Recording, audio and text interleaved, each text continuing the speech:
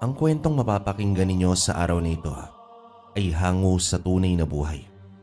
Karanasan ito ni David. Nangyari taong 1976, Negros Occidental.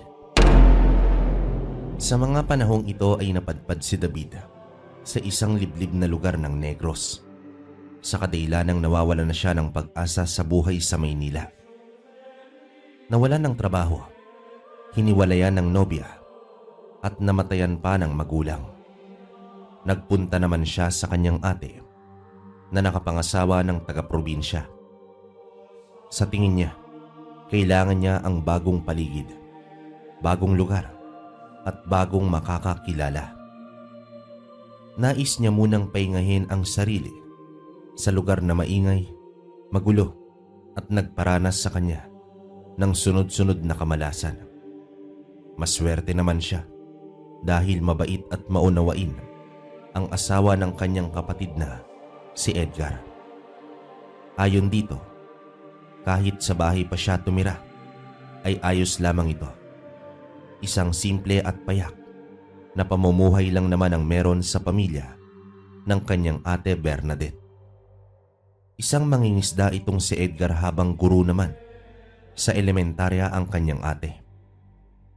Upang hindi naman siya maging pabigat, ay tumutulong siya sa mga gawain.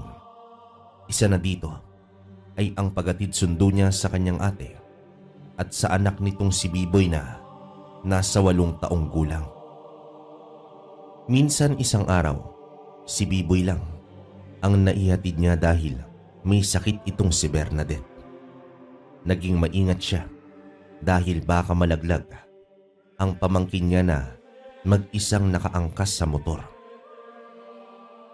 Hindi kasi sementado ang daan at baku-baku pa. Habang hawak-hawak niya ang pamangkin, papasok ng paaralan, napansin niya ang isang batang kasing edad ni Biboy na nakaupo lamang sa gilid ng isang kwarto at umiiyak. Naawa naman siya, kaya nilapitan niya ito at tinanong kung ano ang nangyari. Hindi naman ito sumagot, bagkus si Biboy ang nagsalita. Ayon sa kanyang pamangkin, ang batang yon ay si Jello. Malimit itong inaasar ng ibang mag-aaral, kaya siguro umiiyak na naman ito. Nagmagandang loob siya at dinala si Jello sa mismong silid nito. Katabi lang pala yon sa silid ng kanyang pamangkin. Makalipas ang ilang araw, bumaba mula sa motor sina Bernadette at ang anak nito nang nagkatinginan sila ni David. Ang mga guro kasi ay nagkumpulan sa labas ng silid-aralan katabi sa silid ni Biboy. Sumama na rin itong si David sa loob upang makiusyoso. Sa itsura ng mga guro ay bakas ang pagtataka at labis na pag-aalala. Hanggang sa napag-alaman niya na ang mga estudyante sa silid na yon, karamihan ay hindi pumasok. Ang iba ay inakalang baka nauli lang ng dating. Pero umabot na sa oras ng klase at 4 na estudyante lang ang pumasok. Kabilang na doon itong si Jello. At ang ikinagulat pa nila ay nagsidatingan sa paaralan ang mga magulang ng mga batang yon at sinasabing nawawala ang kanilang mga anak. Upang mapanatili ang kaayusan ay minabuti ng punong guro na ipasok at ituloy na ang klase habang ang mga magulang ay personal na kinakausap ng purong guro sa isang saradong silid. Maya-maya pa ay nagpaalam na si David sa kapatid niya. Babalik na lang mamayang hapon upang sunduin sila. Pagdating ng bahay, nadatnan niya ang bayaw niya na abala sa pagkukumpuni ng upuan. O David, narito ka na pala. Pwedeng pakisuyo naman ako sa lagayan ng pako doon sa may kusina. Aba teka, bakit parang ang lalim ng iniisip mo? Natid mo na ba ang ate at si Biboy? Opo kuya, pero may kakaibang nangyari sa paaralan. Yung mismong katabing silid nila B-Boy ay aapat na estudyante lang ang pumasok. Tapos nagsidatingan po yung mga magulang ng mga bata dahil hinahanap ang kanilang anak. Nawawala daw kasi. Nawawala? Teka, paanong nawala? Kagaya ni Edgar ay wala din siyang ideya. Ang tanging magagawa nila ay ang mag-ingat at ingatan ang nag-iisang bata sa kanilang pamilya. Samantala, nagpaalam naman si Edgar na pupunta siya ng bayan dahil bibili umano ito ng bagong lambat. Nagpahinga na lang muna itong si David hanggang sa sumapit ang hapon. Naghanda na siya upang sunduin ang kapatid at pamangkin niya. Habang binabaybay niya ang daan, malapit na sa paaralan, ay nakita niya si Jello na may kasamang matandang babae. Binagalan niya ang takbo at pinansin niya ang bata pati ang kasama nito. Tumugon naman ng malaking ngiti ang kasamang matanda nito. Inisip niya na baka lola ito ng bata. Sa pagdating niya ng paaralan, bakas pa rin ang kalungkutan sa paligid. Ayon pa sa kanyang kapatid, wala pang balita tungkol sa mga batang nawawala. Isang malaking misteryo ang sabay-sabay na pagkawala ng mga bata sa baryo nila. Lumipas pa ang mga araw at linggo. Ang naramdaman ng mga naiwang kapamilya ng mga nawawalang kabataan ay hindi pa rin matanggap ang nangyari. May mga nagwala at nakwestiyon ang paaralan. May nanghinala pa na baka may ginawang hindi maganda ang guro ng mga bata, pero sadyang wala namang makitang bakas o ebidensya. Ang apat na batang natitira sa klase ay inilipat na sa klase nila B-Boy. Bagamat karamihan sa mga magulang ay kumilos ng mag-isa upang mahanap ang mga anak nila, ay nanatili pa ring misteryo ang lahat. Hanggang isang Sabado, mga bandang hapon yun, nagtungo si David sa may kakawyan upang mangaso. Mula naman sa bukana ng kakawyan ay may natatanaw na mga kabahayan at nakita niya ang batang si Jello. Naghahakot ito ng mga panggatong na animoy may niluluto. Kasunod nito ay ang pag-igib sa balon na ilang metro lang din ang layo sa likod bahay. At kung ano-ano pang gawain ang nasilayan ni David na ginagawa ng bata. Para bang wala itong mga magulang na siya dapat ang gumagawa sa mga mabibigat na bagay. Dahil sa nakita niya ay nakadama ng pagkaawa itong si David. Sa pag-uwi niya ng bahay ay inalam niya sa kapatid at sa pamangkin kung may mga magulang ba itong si Jello.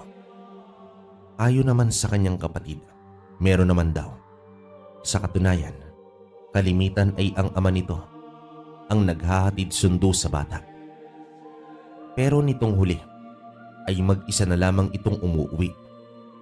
Nabanggit din ni David na minsan ay nakita niya ang bata na may kasamang matanda. Napakunot no naman itong si Bernadette, pero hindi na rin ito binigyan pa ng pansin. Baka kamag-anak lang yon ang bata. Gayunpaman, hindi pa rin siya mapakali. Para bang may kakaibang nararamdaman si David simula noong nakita niya ang bata na tila ginagawang alila. Kaya kinabukasan, araw ng linggo, ay muli siyang nagtungo sa may kakawyan. May dalang baril pero ang sadya talaga niya ay antabayanan ang ginagawa ng bata. At hindi nga siya nagkamali. Ganon at ganon pa rin ang ginagawa ng batang si Jello. Ilang oras pa ang nakalipas. Hindi na nakatiis itong si David. Lumapit siya sa bahay at kunwaring magbibigay ng mga napitas na bayabas kay Jello. Nagbigay galang naman siya at sa pagbukas ng pinto ay lumabas ang matandang babae na napakaamo ng muka. May ngiti din ito na nakakapanghalina Para bang napaka palakaibigan ng matandang yon. Maayos nitong hinarap si David at nagpasalamat ng gusto sa ibinigay na mga prutas. Ayon sa matandang nakilala niya bilang si Gabriela, tiyahin pala ito ni Jello. Naroroon sa loob ang bata at kasalukuyang nagmemeryenda kasama ang mga magulang. Bahagya naman siyang sumilip sa bintana na nasa tabi lang ng pinto at nakita niya nga ang tatlong nilalang na nakaupo sa mesa. Nakatalikod ang mga magulang habang kaharap ang bata na kumakain. Sa kadahilanang nahihiya siya sa pag-aya ni Gabriela na sumama sa merienda, ay nagpaalam na lang ito na aalis na. Sa pagharap niya sa tiyahin ni Jello ay saka pa lamang siya na panatag. Lalo pat nabanggit nito na napakabait na bata ang pamangkin at nais talaga nitong tumulong at matuto sa mga gawaing bahay. Habang papalayo na siya sa bahay ay nakaramdam naman siya ng hiya dahil sa maling iniisip na inaabuso ang 8 taong bata ng kanyang pamilya. Sa kabilang banda, nakabuo na ng samahan ang mga tao para ito sa paghahanap sa mga batang nawawala. Ang ilan ay nawala ng pag-asa na muling matagpuan pa ang mga ito. Pero karamihan ay determinadong malutas ang misteryong bumabalot sa kanilang baryo. Kuya Edgar, balita ko sasali ka daw sa samahan ng mga magulang. Ako din po, sasali din ako. Kahit ilang buwan pa lang ako dito. Kahit papaano naman kasi napamahal na rin sa akin ang lugar na ito. Tsaka sobrang kawawa yung mga biktima. Kaedad lang sila ni B-Boy. Pero laking pasalamat ko na lang dahil hindi. Sana makita na yung mga bata. Makakapatay ako ng tao kapag sa akin nangyari ito, David. Hindi ako makapapayag na may manakit sa aking anak. Siya nga pala, bilang kabaryo ka na rin, nais ko sana magpatulong sa'yo. Kung misteryo nga ang pangyayaring ito, may kakilala akong biyasa sa ganitong bagay. Ayon ba kay Edgar, isang antingero ang kakilala niya. Nakatira ito sa paanan ng bundok at nagngangalang Rodel. Dagdag pa ng kanyang bayaw.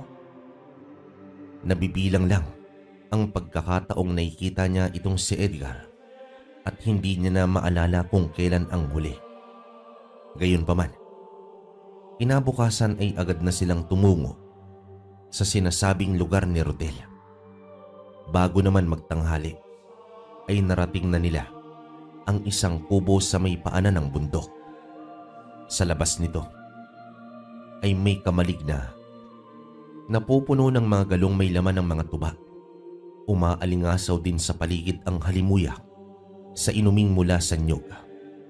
Sumisilip-silip sila sa kubo at nagbigay galang hanggang sa may nagsalita sa kanilang likuran. At doon nila nakita itong si Rodel. May dalang tapayan na gawa sa kawayan.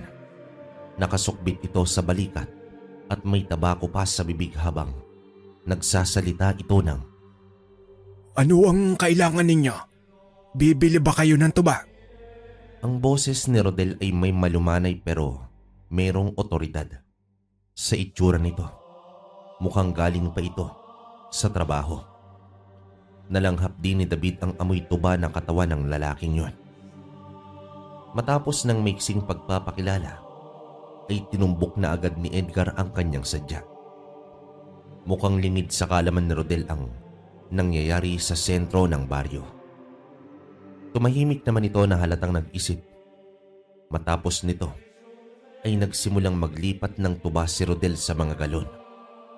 Ayon sa kanya, matagal niya nang kinalimutan ang gawain bilang isang antingero. Matapos ang malaking trahedyang nangyari sa kanyang buhay. Sa kabila ng kanyang kakayahan bilang mandirigma sa lupa, ay hindi niya nailigtas ang pamilya, hindi sa aswang, kundi sa isang manlalason. Hindi niya matanggap sa kanyang sarili na sa manlalason lang magtatapos ang buhay ng kanyang mga mahal sa buhay. Nagkatinginan ang magbayaw dahil mukhang wala silang mahihita sa taong nawalan na ng pag-asa.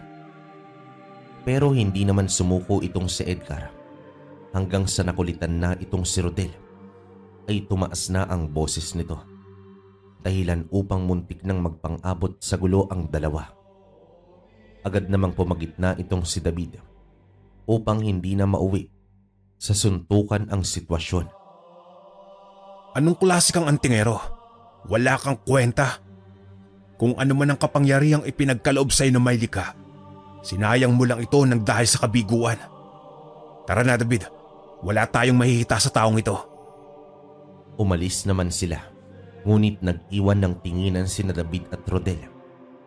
Pakiramdam niya ay may bahid ng pagsisisi ang antingero at may nakikitang pag-asa upang mabago pa ang saloobin nito.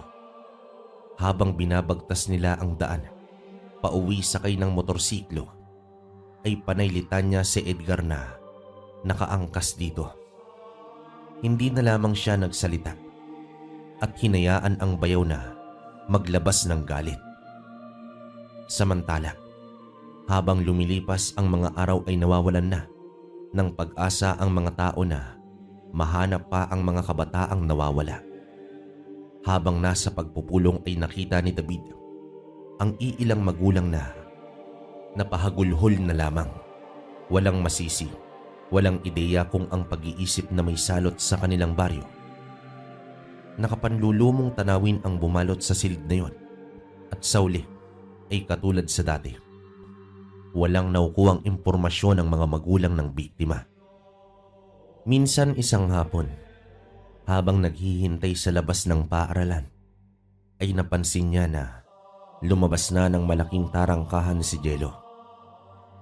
Mag-isa naman itong naglakad. Mabibilis ang hakbang na animoy nagmamadali. Sumakay naman siya ng motor upang alukin ang bata na ihatid na lang sa bahay. Habang kinukumbinsi niya ito, ay biglang nagalit ang bata. Ngunit ang mukha nito ay hindi galit ang ibinakita, kundi takot sa anumang bagay. Tumakbo si Jello. Hinayaan na lamang niya ito. Pagkasundo niya sa kapatid at pamangkin. Pagkasundo niya naman sa kapatid at pamangkin, ay nagpaalam siya na may bibilin lang sa palengke. Pero sinadya niya ang bahay ni Jello. May kakaiba siyang hinala. Ipinarada niya ang motor sa di kalayuan ng bahay. Hanggang sa lumabas itong si Jello, kasama ang tiyahing matanda. Nagkubli naman siya sa isang puno at nang makalayo na ang dalawa, ay dahan-dahan siyang lumapit sa bahay. Ang bahay kasi nila Jello ay malayo ang agwat ng kapitbahay. Batid naman niya na may mga ibang tao sa ibang bahay dahil sa usok na nagmumula sa kusina nito at mahinang tugtog ng musika. Nang masiguro niya na walang nakapansin ay pumaligid siya sa bahay. Nagkataong hindi naman mahaba ang bakod nito at hanggang bewang lang kaya lihim niya itong inakyat. Masasabing may kalakihan ang bahay na yon. Tahimik at animoy walang tao. Nang sumilip naman siya sa bintana, ay nakita niya ang dalawang tao na nakaupo sa may hapag. Agad siyang nagkubli dahil nasa loob pala ang mga magulang ni Jello, subalit napatanong siya kung bakit sobrang tahimik. Bakit walang tunog, mga boses o kahit anong kaluskos mula sa mga ito? Kaya naman muli siyang sumilip hanggang sa tumambad sa kanya ang dalawang tao na nakaupo lang at hindi gumagalaw. Nakatalikod ito mula sa kanyang direksyon, kaya hindi siya sigurado kung ano ang ginagawa ng mga ito. Naglakad siya patungo sa entradang pinto upang magbigay galang, ngunit walang sumasagot. Napakamot na lamang siya ng ulo dahil imposibleng hindi siya marinig ng mga ito. Sarado din ang bintana sa harap, kaya nagpasya naman siyang lumibot sa bahay upang silipin ang loob nito. Sa kabilang bahagi naman, bukas ang bintana sa bandang yon. Pansin niya na nasa harapan na siya ng mga taong nakaupo sa hapag. Kaya naman magalang siyang bumati dito habang sumisilip sa bintana. Nagdahilan siya kung bakit nakasilip siya sa bintana. Pero hindi pa rin gumagalaw ang mga ito. Nakaupo, dilat ang mga mata ngunit animoy wala ng mga buhay. Napaatras naman siya sa gulat. Upang makatiyak sa nakita, ay muli siyang sumilip sa loob at kumpirmado. Hindi siya naririnig at nakikita ng dalawang yon. Tumindig ang balahibo niya sa takot. Papaano nangyari ang ganoong sitwasyon? Dahil sa kakaibang napansin ay mabilis siyang lumabas ng bakod at pinaharurot ang motor pauwi. Nang makarating sa bahay ay nagdadalawang isip naman siya na sabihin sa kanyang ate at bayaw. Ayaw din niya kasi na matakot ang mga ito. O baka may gagawin pa si Edgar na magdudulot lamang ng gulo. Magdamag niyang inisip ang nakita. Alam niya na totoo ang mga yon. Kaya kinabukasan, pagkahatid niya sa kanyang kapatid at pamangkin, ay dumiretso na siya sa bahay ni Rodel. Kahit malabo pero si Rodel lang ang tangi na isip niya nang pagsumbungan ng lahat ng to. Naabutan niya na papaalis ang antingero. Huminto naman ito at agad na nagtanong. Nung una ay talagang walang balak kumilos itong si Rodel. Ukol dito. Maliban na lang nung magwika siya ng, Manong, may nakita akong buhay ngunit animoy patay na. Paano po iyon nangyari? napatitig si Rodel sa kanya at kumuha ng 2 bangkito at doon hinayaan ni Rodel na magsalaysay siya sa kanyang mga nakita. Matapos nito ay napabuntong hininga ang antingero. Ayon dito, posibleng biktima ng isang malakas na mangkukulam ang mga magulang ng bata.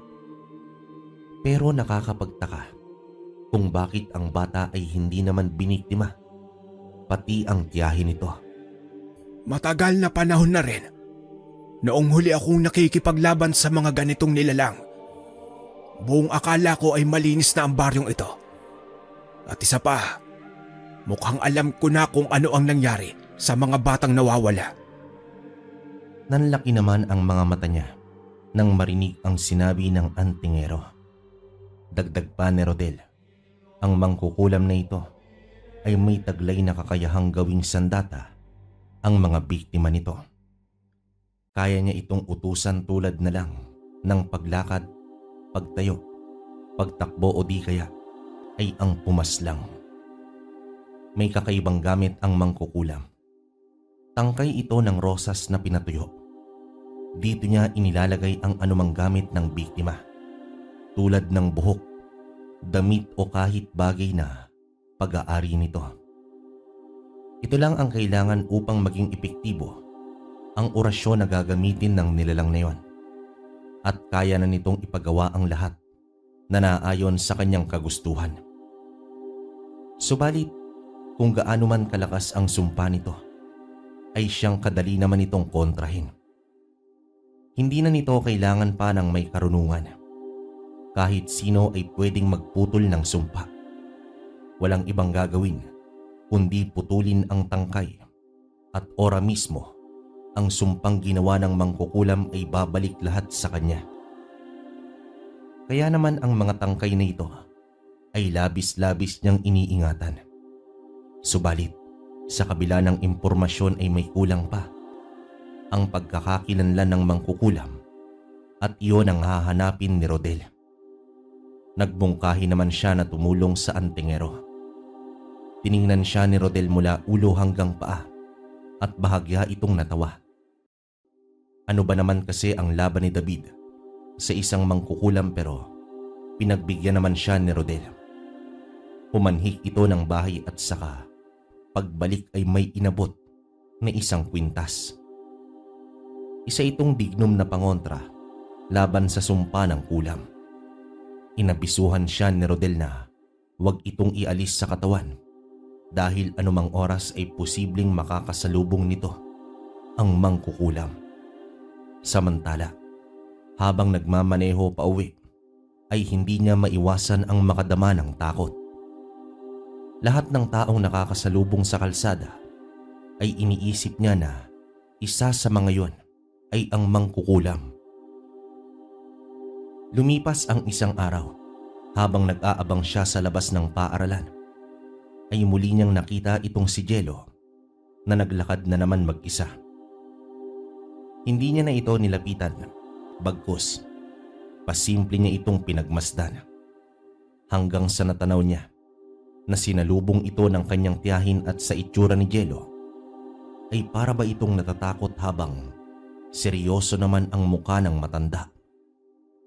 Bigla siyang kinutuban ng malakas. Mukha kasing ang matanda lang ang hindi apektado sa nangyayari sa bahay ng pamilya ni Jello. Kaya naman bago sumapit ang dilim ay pinuntahan niya agad si Rodel at dito ibinahagi ang kanyang hinala. Magaling, David. Hindi ko pa man nasisilayan ang sinasabi mo. Mukhang may basehan ang hinala mo. Hayaan mo at pupuntahan natin ang bahay na yon. Kinabukasan ay maaga pa lang, nasa palengke na siya. Bibili kasi siya ng patalim upang gamiting sandata laban sa mangkukulam. Usapan kasi nila ni Rodel na pagsapit ng hapon ay pupunta sila sa bahay na yon. Mas mabuti nang maging handa. Matapos niya namang bumili ng sundang, ay pinatalasan niya muna ito sa magtatalas na nasa tabi lang din ng palengke. Habang naghihintay ay tumungo muna siya sa isang tindahan upang magyosi. Ilang saglit pa ay nakita niya ang isang batang babae na naglalakad. Sira-sira ang katawan, animoy taong grasa. May mga nakapansin na din pero iniiwasan nito dahil sa dungis ng itsura hanggang sa bigla nitong inatake ang isang lalaki. Namukaan naman niya ang lalaking biktima. Ito ay ang namumuno sa samahan ng mga magulang upang hanapin ang mga nawawalang kabataan. Nagulantang ang lahat sa uri ng pag-atake ng bata sa lalaking may edad na. Sinunggaban ito at kinagat sa leeg.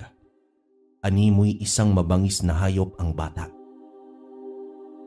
Nagsisigawan na ang lahat at walang may tapang na umawat sa pag-ataking yon.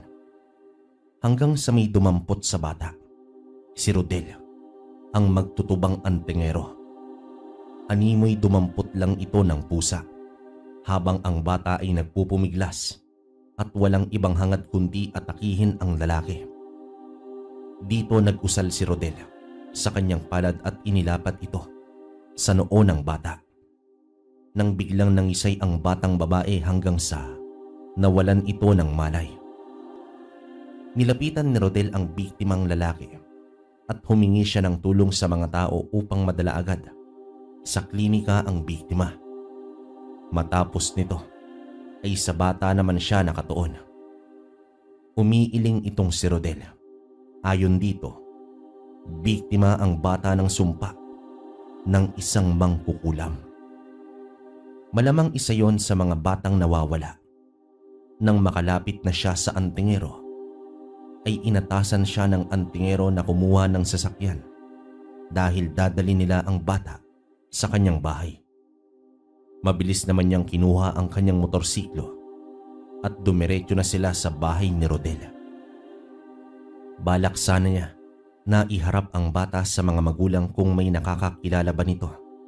Ngunit pinigilan siya ni Rodel dahil hindi pa malaya ang bata mula sa sumpa. Ibig sabihin, anumang oras ay pwedeng mag-utos ang mangkukulam at ang malalapa ay baka utusan nitong paslangin ang lahat ng taong nakikita. Dalawang paraan lang upang maputol ang sumpa. Una, ang paslangin ng mangkukulam at ang pangalawa, kitlan mismo ang buhay ng bata. Nagpasya naman si Rodel na mas makakabuting itago muna ang bata sa bahay nila at itali ito upang hindi makagawa ng kahit ano. Manong Rodel, wala po bang ibang paraan upang matanggal ang sumpa? Ikinalulungkot ko, David. Pero ang batang iyan ay nagmistulang alipin na ng demonyong iyon. Habang hindi pa natin nahahanap ang mangkukulam, mananatili muna siya dito. Ano na po ba ang gagawin natin sa mangkukulam? Ano pa nga ba? E di putulin ang kasamaan. Humanda ka, David. Tatagan mo ang iyong sarili. Alam kong bago sa iyo ito. Pero lahat naman ay may unang karanasan, di ba? Ituring mong isa ito sa mga magiging unang karanasan mo. Ang tumugis ng mangkukulam. Sa mga salitang yon, pakiramdam niya ay may nakaakibat na responsibilidad sa kanyang balikat. Ang planong pagpapahinga niya sa probinsya ay nauwi sa ganitong sitwasyon pero wala na siyang mapagpipilian pa. Gagawin niya ito hindi lang para sa mga biktima, kundi sa magiging biktima pa ng mangkukulam.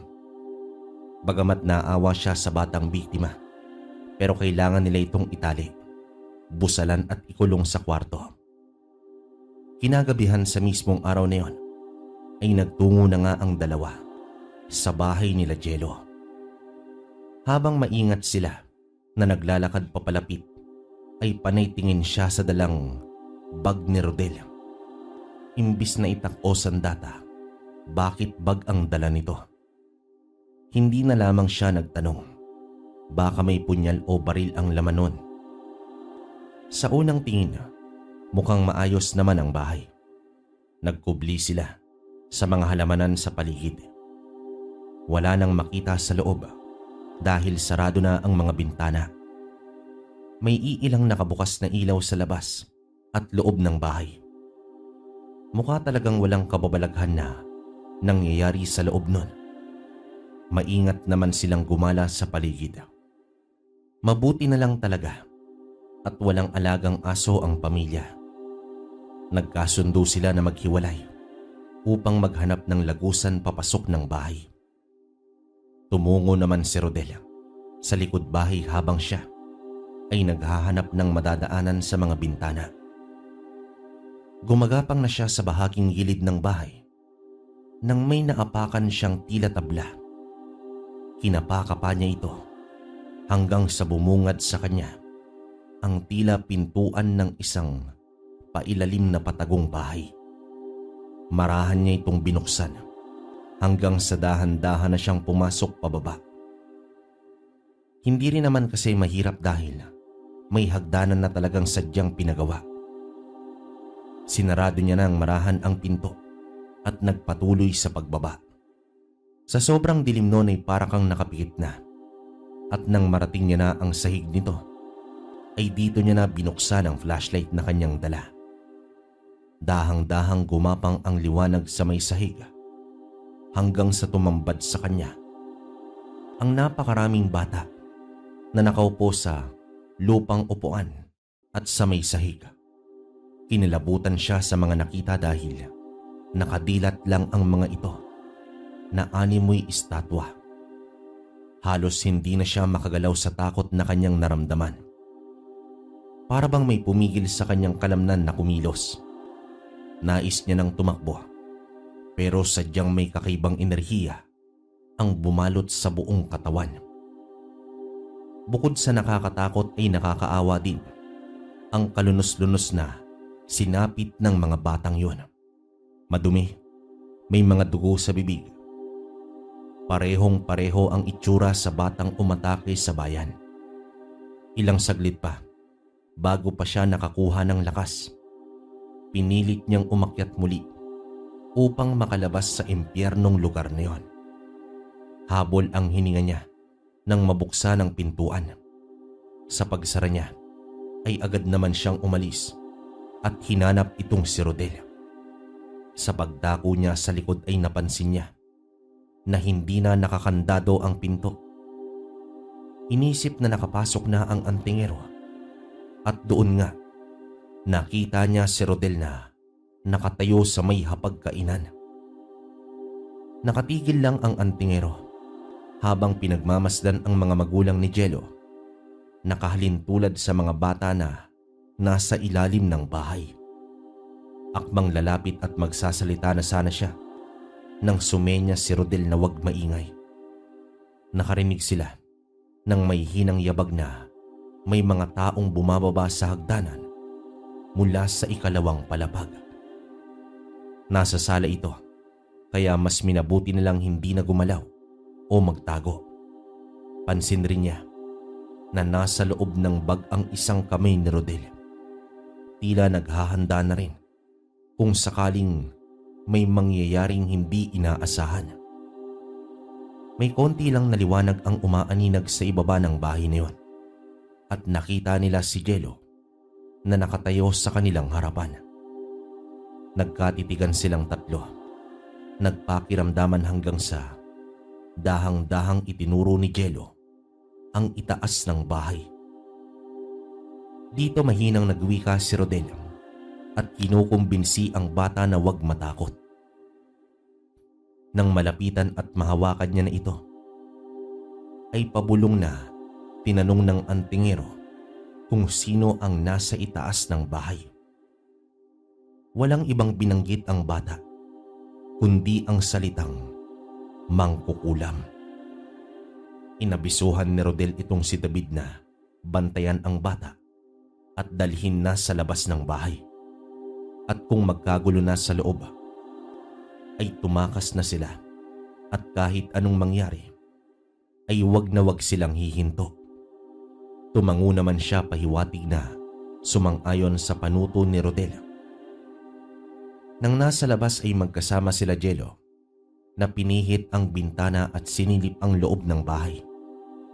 Nakita nila si Rodel na dahan-dahang umakyat sa hagdanan hanggang sa tuluyan na itong nakakyat sa ikalawang palapag. Samantala, inausap naman niya si Jello kung ano ang nangyayari sa loob ng kanilang bahay. Ayon naman sa bata, ang kanyang mga magulang ay alipin na ng kanyang tiyahin na si Gabriela. Ito ang kinasangkapan ng matanda upang mapasunod at takutin si Jello. Ang mga batang nakita niya sa basement ay ang mga kabataang nawawala.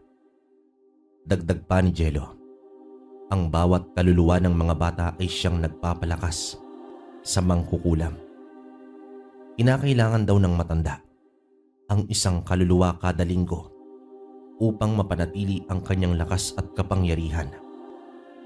Sa mga narinig niya ay halos hindi naman siya makapaniwala at hindi niya lubos maisip na may nilalang pala na katulad ni Gabriela.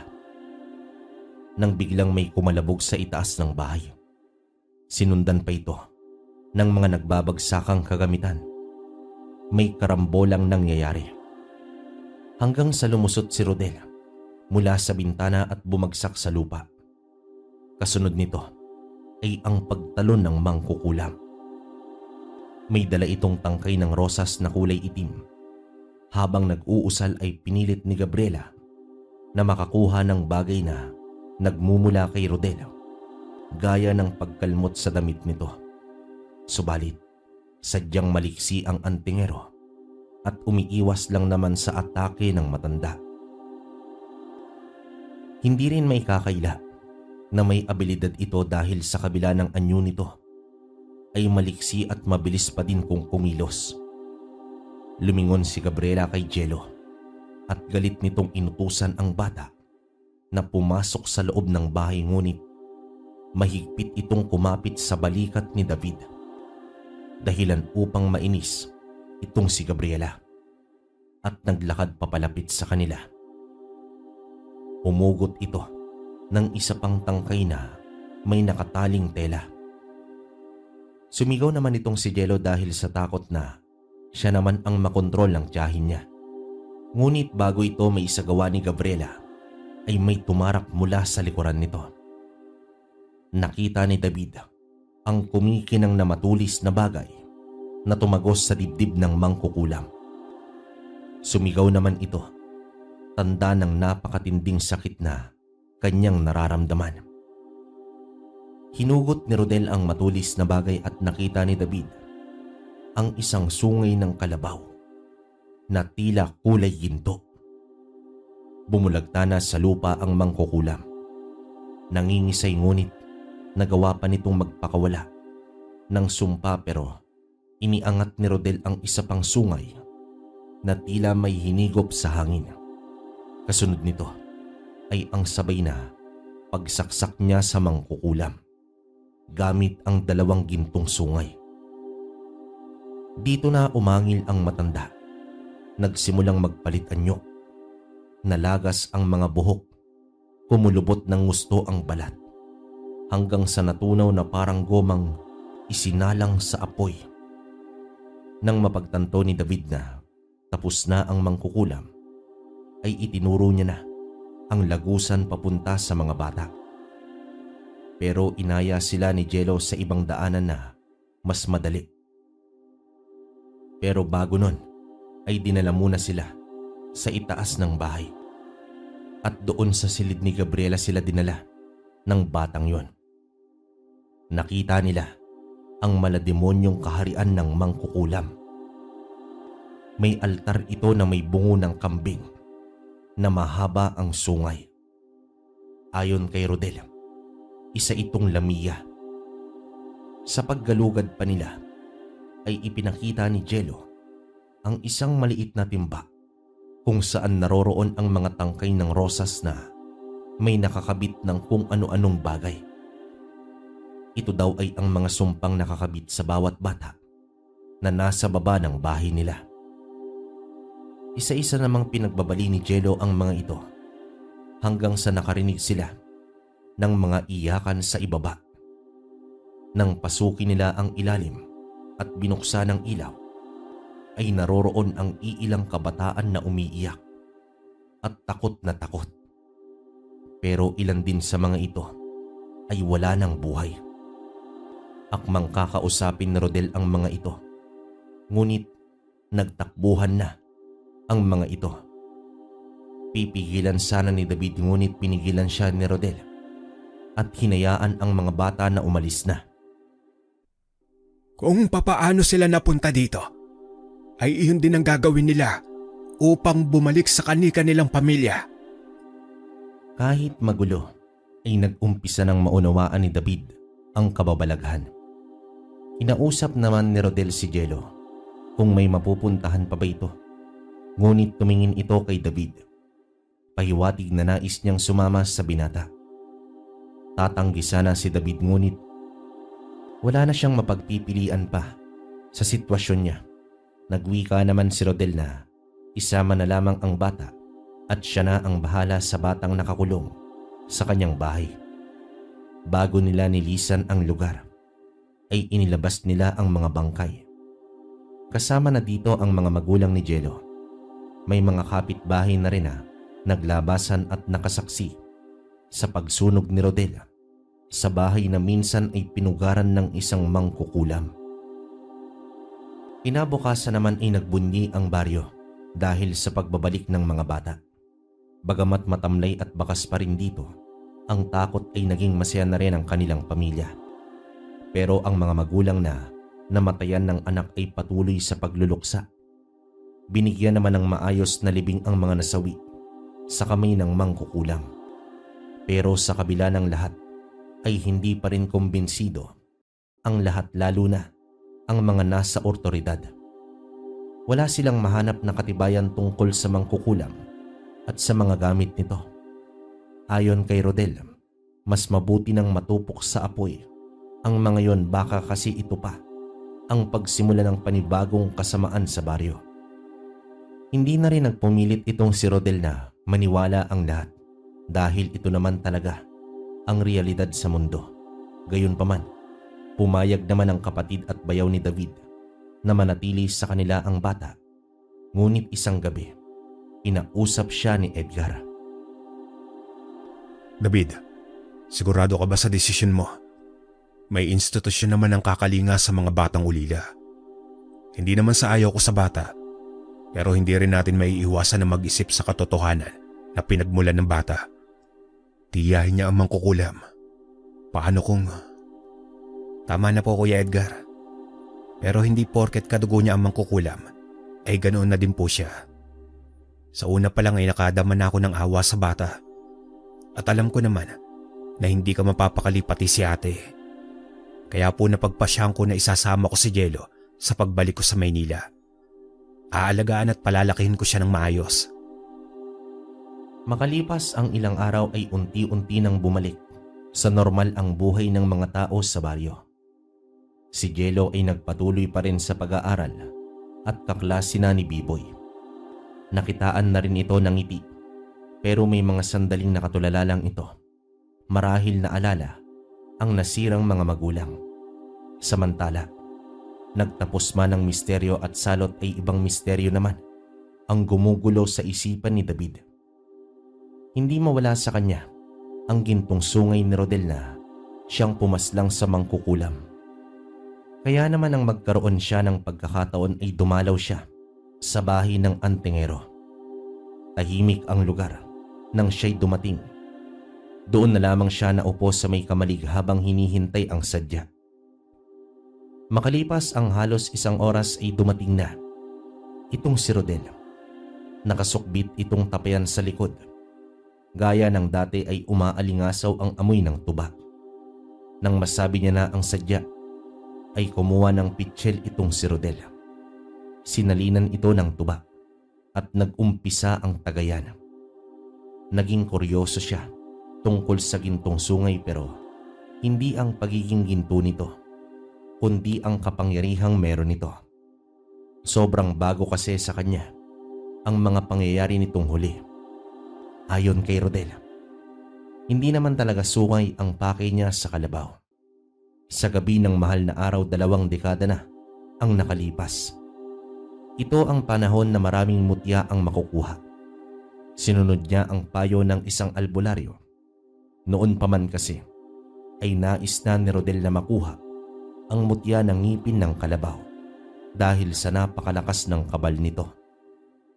Hindi lang ito magagamit niya sa mga nilalang ng dilim kundi pati na rin sa pang-araw-araw na gawain. Sa buong akala niya na natagpuan niya na ang kalabaw na yon ay nagkamali siya. Makukuha lang kasi niya ang mutya sa isang naghihingalong kalabaw pero iba ang kumuha ng atensyon ni Rodel. Ang kulay ginto ang kanyang nasilayan. Hindi rin niya ito sa pilitan na kinuha, bagkus nalagas ito mismo sa ulo ng kalabaw bago bawian ng buhay. Gawa nga sa pagkataranta ay kinuha na lamang niya ang sungay at tumakbo na pabalik sa bahay ng albularyo. At simula nun ay tinangan niya na ang kapangyarihan ng gintong sungay. Naging mandirigma si Rodel at aminado siya na masaya siya sa tuwing nakakatulong, ngunit ito din pala ang dahilan kung bakit nawala sa kanya ang mga mahal sa buhay. Minsan ay may taong manlalason siyang pinatawad, subalit ito pala ay babaliktad sa kanya. Nilason nito ang buong pamilya niya. Isang gabi ay naabutan na lamang niya ang pamilya na nakabulagta na sa may sahig at malamig na bangkay.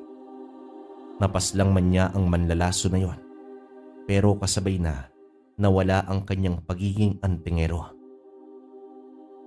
Kaya naman narinig niya mula kay David ang nasaksiyan nito sa bahay ng mangkukulam ay tila bumalik sa kanya ang lahat at ang pagnanasang bigyang hustisya ang mga biktima. Inamin rin ni Rodel na malaki ang kanyang pasasalamat dito dahil ginising nito ang matagal nang natutulog na apoy ng kapangyarihan. Kaya naman nangako siya sa binata na kahit anong oras kung kinakailangan niya ang tulong ay agad na sasaklolo siya sa binata. At sa araw na yon ay nabuo na ang mas malapit na pagkakaibigan nila David at Rodel. Kahit saan ka man mapadpad, David, isipin mo na may kaibigan ka sa lugar na ito. Isang kaibigan na handang tumulong sa'yo sa kahit anong paraan. Samantala, makalipas ang ilang buwang panahon ng bakasyon, natapos din ni Jello ang isang baitang ng pag-aaral. Panahon na upang bumalik na ng Maynila itong si David. Sa katunayan niyan, hinintay lamang niya na matapos ang taon na yon sa pag-aaral ni Jello. Nang malapit na sila sa isa't isa, biglang naging ama siya sa batang yon. Ngunit ang pag-alis pala nila sa lugar ay ang simula ng pagbabago ni Jello. Sa muli ay nakabalik na siya sa kanilang bahay sa Maynila, pero hindi na ganoon kalungkot dahil may kasama na siya. Nang dahil din sa bata ay nagkaroon ng direksyon ng buhay niya. Ang paiba-iba ng isip at pagkabagot sa trabaho ay ang dahilan kung bakit kung saan-saan siya nakakarating. Sa panahong kailangan niya ng gampanan ng piniling buhay kasama ang bata, sa mga naunang buwan ay maayos naman ang lahat. Hanggang isang gabi, huli na kasing nakauwi si David dahil pumunta pa ito ng handaan. Malaki ang kanilang bahay sa Maynila. Nang gabing yon, ay umuwing nakainom itong si David. Habang nakaupo sa may kama at dinadama pa ang alak, ay nakarinig siya ng mga salitang pabulong. Para bang may kausap ito. Marahan siyang tumayo at inilapat ang tenga sa dingding, at doon niya narinig si Jello na tila may kinakausap. Kinuskus niya ang mga mata pati ang tenga. Baka dala lang ito sa alak. Pero sigurado naman siya na hindi siya lasing sa gabing yon. Lumabas siya sa kwarto. Magkatabi lang ang kwarto nila ng bata. Tumitig naman muna siya sa pinto at idinikit ang tenga. Sa sandaling yon ay wala na siyang marinig, pero kinatok niya pa rin ito upang makasigurado. Oh Jello, gising ka pa pala. Matulog ka na, di ba? May usapan tayo. Naipapasyal kita sa mall bukas. Magpahinga ka na. Tumango naman ang bata habang inililibot ni David ang mga mata sa loob ng silid. Wala naman siyang nakitang kakaiba. Sa pagsarado ng pinto ay napapailing na lamang siya. Inakalang guni-guni lang ang lahat kaya nagpasya siyang maligo upang may masmasan. Ngunit kinabukasan din ay may napansin siyang kakaiba sa bata. Naging tahimik ito at tulala para bang bumalik ito sa dati. Ginawa niya na ang lahat habang nasa mall sila para lang sumaya si Jello, pero iba talaga ang nakikita niya sa bata. Wala naman itong sakit kaya nung umuwi sila ng bahay ay dito niya na ito kinausap ng masinsinan. Yumuko at malungkot na mukha lang ang itinugon ng bata kaya minabuti na lamang niya na pagpahingayin muna ito. Natapos ang araw pero hindi pa rin nagbabago ang wisyo ng bata. Kinaumagahan, araw ng linggo, kinausap niya ng normal si Jello upang maghanda na sa kanilang pagsisimba. Ngunit nakaupo lang sa kama ang bata at hindi kumikilos. Medyo nairita siya dahil hindi siya pinakinggan, kaya nilapitan niya na ito at medyo tinaasan na ng boses ng biglang nagwika itong si Jello ng pasigaw. Ayokong magsimba. Ayokong sambahin ng Diyos ninyo. Halos mabilaukan siya sa kanyang narinig. Sa iilang segundo ay para bang nakita niya ang figura ni Gabriela sa mukha ni Jello. Bagamat may takot, nilapitan pa rin niya si Jello at sinabing hindi na sila tutuloy pa sa simbahan. Niyakap niya ang bata at muling nanumbalik sa kanya ang alaala sa Negros. Gayunpaman, sa buong araw na yon ay hindi naman naging bayolente ang bata. Pero iba na talaga ang kanyang kutob kaya sa pagpasok niya ng trabaho ng Lunes ay nagpaalam na siya sa kanyang amo. Naliliban muna ng ilang linggo. Natawa ang amo niya, sabay wika ng, Aba, kay bago-bago mo pa lang, humihingi ka na kagad ng leave. May kakapalan din pala yung pagmumukha mo, David. Boss, importante lang po talaga. Buhay ng anak ko ang nakasalalay dito. Hindi ako papayag at wala akong pakialam din sa anak mo. Magtrabaho ka. Napakuyom na lang ang kamay ni David habang lumalabas ng opisina ng amo. Pero buo na ang kanyang pasya. Dadalhin niya si Jello kay Rodel. Wala na siyang ibang alam sa pangyayari sa bata kundi ang kaibigang antingero at alam niya na hindi siya bibiguin nito. Hindi na tinapos ni David ang araw na yon. Lumabas na siya ng pinagtatrabahuan at lumayas. Bumili na rin siya ng tiket ng bapor. 3 araw pa bago ang biyahe nila. Sa mga araw na nasa Maynila pa sila, ay talaga namang nagbago itong si Jello. Kahit ang pag-aaral ay hindi na nito ginagawa at hinahayaan na lamang ito ni David.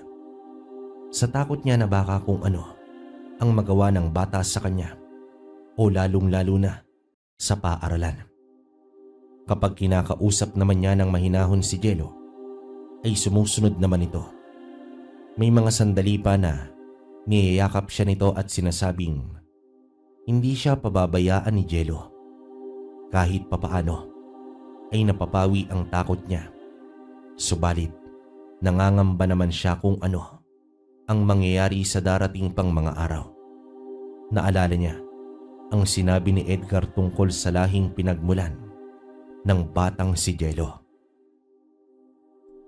Diyos ko, huwag niyo namang ipahintulot na maging katulad ni Gabriela ang anak ko. Samantala, nasa bapor na sila papuntang Negros. Ganoon pa rin ang itsura ni Jello. Hindi malungkot, hindi rin masaya. Ngunit may kakaibang otoridad sa bawat titig nito. Nang dumaong na ang bapor, ay mahigpit ang pagkakahawak niya sa kamay ng bata dahil sa siksikan ang mga tao. Nang makalabas na sila ng pier, ay may humablot sa maliit na bag ni David kung saan naroroon ang pera at mahalagang bagay. Hinabol niya ito sabay sa mabilis na habilin sa anak na wag umalis sa kinatatayuan. Umabot na sila sa isang lugar kung saan wala ng tao, ngunit may maraming mga nakaimbak na kahon mula sa kargamento ng mga barko. Dito na huminto si David dahil iniisip niya na may kasama ang magnanakaw at baka ikaalanganin pa ng kanyang buhay. Malungkot naman siyang bumalik ngunit nakarinig siya ng sigaw ng taong namimilipit sa sobrang sakit at nakita niya ang magnanakaw na nakadikit ang katawan sa mga kahon habang nasa harapan nito si Jello. Kitang-kita niya kung papaano nabali ang galamay ng lalaki habang nakatitig lang ang bata. Nang mawalan ng malay ang lalaki ay dali-daling hinila niya si Jello upang makalayo na sa lugar. Pero biglang nagwika ang bata ng, Papa, huwag ka pong mag-alala. Ako naman ang magliligtas sa'yo. At habang magkasama po tayo, walang kahit sino ang pwedeng manakit sa'yo. Sa kanilang muling paghaharap ni Rodel, sinabi nito na posibleng naipasa na ni Gabriela ang kakayahan bilang mangkukulam sa bata. Hindi man binanggit pero alam na ni David kung ano ang magpuputol ng sumpa. Walang iba kundi ang kitlin ang buhay ni Jello. Subalit napamahal na sa kanya ang bata. Kaya imbis na tapusin ang kasamaang unti-unting lumulukob sa bata, ay bumalik sila ng Maynila at nagpatuloy sa buhay. Kabaryo, si David ay namuhay hanggang ngayon. Kasama si Jello na siyang dahilan kung bakit umangat sa buhay. Bagamat taglay ni Jello ang pagiging mangkukulam, hindi naman ito napalitan ang pagmamahal ni David sa kanya. Namuhay sila bilang ama at anak. Ang paglayo niya kay Jello kay Rodel ay isang kabaliwan pero magkagayon pa man, inaasahan na ni David na muling magtatagpo ang landas nila nang magtutuba na may gintong sungay ng kalabaw. Wakas. Okay, para sa akin, napakaganda ng storya. Wala akong masabi. Yun nga lang, medyo nakakalungkot kasi namatay yung mga magulang ng bata, si Jello. Hindi ko lang din sure na nung una hindi ko akalang kulaman to, pero nung unti-unti kong nalaman, mas, alam niyo yung mga ganitong istorya nakakabilib, no? Nakakabilib pero nakakalungkot. Dahil, yun nga, ang daming nawala. Magulang ni Jello, yung pamilya ni Rodel na magtutuba, no? Na isang antingero, saka nakakabilib dito yung sungay na ginto ng kalabaw. So, yun. Hindi niya inaasahan talaga yun. Talagang may ganong pagkakataon sa buhay natin na pag di mo inaasahan, minsan mas maganda pa yung magiging kapalit, no? Which is, yun nga, ang iniintay talaga niya is yung pangil ng kalabaw, pero kita nyo naman, gintong sungay ng kalabaw, di ba? Nakakabilib yun, wala akong masabi. Saka yung Lamia na ginagawa ni Gabriela, grabe yun. Talagang hindi ko alam kung anong klase ng aral tong kaliwa. Bukod sa typical namang kukulam, saka sinabi naman dito na yung gamit lang niya is tangkay ng rosas, grabe. Pero yun nga, ang bilis lang din mapawalang bisa, no? Puputulin mo lang. Kaya lang, talagang pahirapan kung nasan yung rosas na yun. Saka, dun sa part na naglaban sila, parang ang bilis ng pangyayari pag may nakuha sa yung gamit si Gabriela o yung mangkukulam. Talagang antimano epekto agad, no? Hindi ko alam kung anong klaseng aral to ng kaliwa bukod sa pangungulam na tipikal. Pero napakalakas. Yun nga lang, walang nagwawagi na kadiliman. Saka, hindi ko lang din alam kung